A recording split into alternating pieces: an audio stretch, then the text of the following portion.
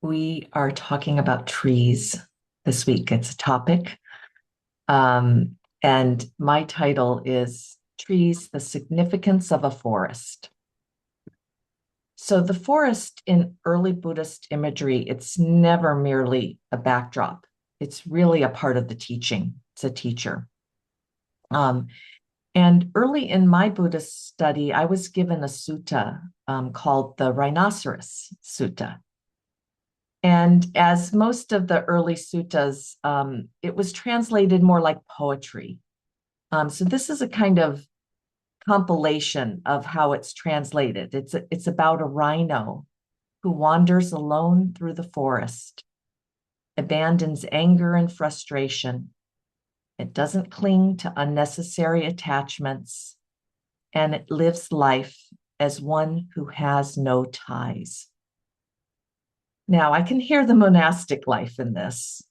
And that's also the life that the Buddha chose. I think it was given to me because my meditations were so peopled and so conversational, and there was so much going on in them.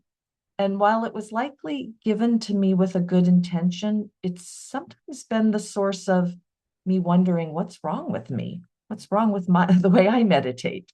So I revisited the sutta in regards to this topic, our topic of trees, many trees, a forest. And I really wanted those trees to be the dominant condition as I revisited it. And I thought a lot about what I learned from wandering alone with trees and in a forest, even if those are only in my imagination. And the first and most starkly significant thing is that the sounds are so different in a forest, and they're fewer, and they're not the sounds I hear in my everyday world, and the rhythms are slower. And I can just even think about that and feel it, feel that kind of sense that I can get being among trees, many trees, or maybe even two or three trees. I can get that from being one tree with one tree. In our Tai Chi class that I lead, we often hug trees. And I think I've mentioned this before. We literally and figuratively, we hug trees. So they're really a place to gather myself, not abandon myself, and to feel my own company. So trees in a forest for me have been a significant place for me to step away from others, from my obligations, not to reject them, but in the service of becoming more clear and becoming more kind. Like I need to step away from things that I'm entangled in. And a lot of those are people and my roles and my obligations and duties that I have in this life. But the other thing, this is a little newer to me, is that being with trees changes the power structure of me in the world. And I feel a real humility being a human in the vast world. Um, Often within trees in a forest, I can feel a kind of existential loneliness. But I also can feel a solitude that isn't lonely. So it's like feeling kind of a range of the loneliness and being alone that's necessary for me to have when I go out and be with others. But this also arises, I think, in a space, and this is why I feel like trees in a forest are a dominant condition when we're in them, is being a part of something larger, a living, breathing world of trees, wind, animals, death and decay, birth. It's like the whole cycle is right there.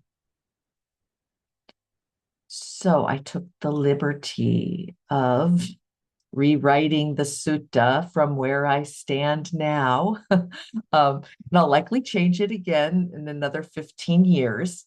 And that's very intriguing to me because I really didn't have the nerve to rewrite anything 15 years ago. So who knows where I'll be in 15 years. So I'm gonna read what I wrote and use that to end the Dharma talk. So this is what I wrote. It's a process of letting go. It's a process. letting go of the pressures and demands that pull our minds in many directions.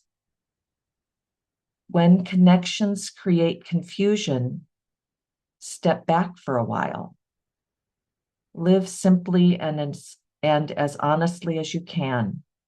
You'll notice when you get caught in expectations or quarrels.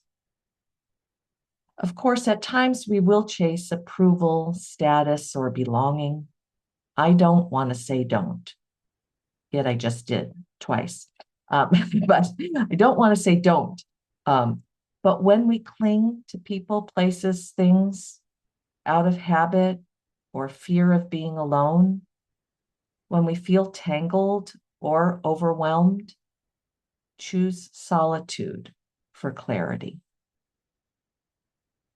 Cultivate kindness and curiosity for everyone. You don't have to love everyone.